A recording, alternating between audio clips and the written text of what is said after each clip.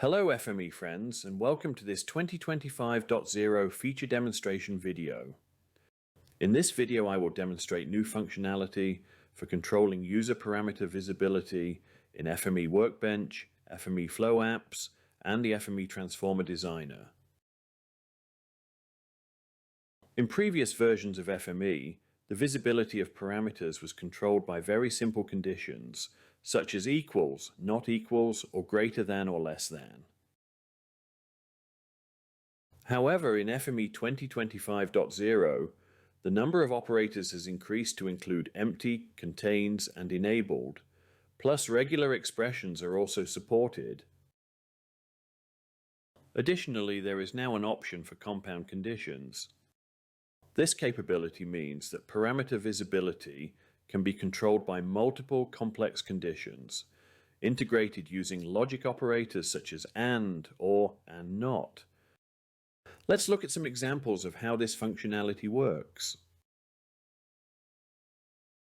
This workspace has three parameters, one for employee ID, one for department, and another for known programming languages. The department parameter uses a new conditional operator so that it is enabled only when the employee ID is not empty. The languages parameter uses another new operator so that it is enabled only when the department is one of the development teams. Let's see it in action.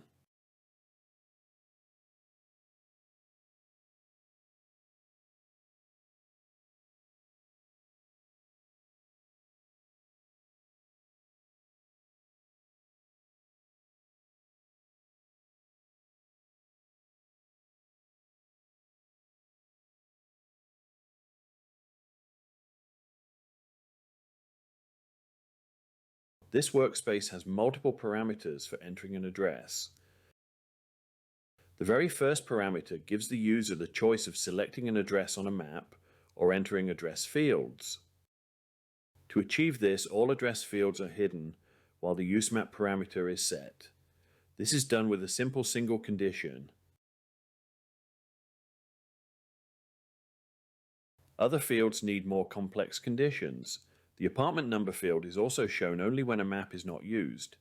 However, it is shown but disabled if the address is not an apartment, or shown and enabled if the address is an apartment. Different postal code fields are provided because the three countries have different systems of numbering, so their visibility is determined not just by the map parameter but also by the value of the country parameter. If the country field is empty, then the Mexican and US postal code fields are hidden, but the Canadian field is shown as disabled. This ensures that a parameter always exists to balance the view. One other change from previous versions is that conditions can now refer to any parameter in the dialog, even if that parameter appears lower down in the list. For example, here, this condition is able to reference both prior and later parameters, such as hemisphere equatorial. This greater flexibility is balanced by checks to ensure that all references are valid. For example, the condition is unable to reference coverage unofficial. That's because there is already a reference between the two parameters in the other direction. FME will also prevent the scenario where references form a loop, each parameter of which depends on the next one in the chain, with the last parameter referencing the first. Of course, if these capabilities exist in FME workspaces, they must also be supported by FME Flow. Let's look and see. Here's the same workspace after uploading to FME Flow.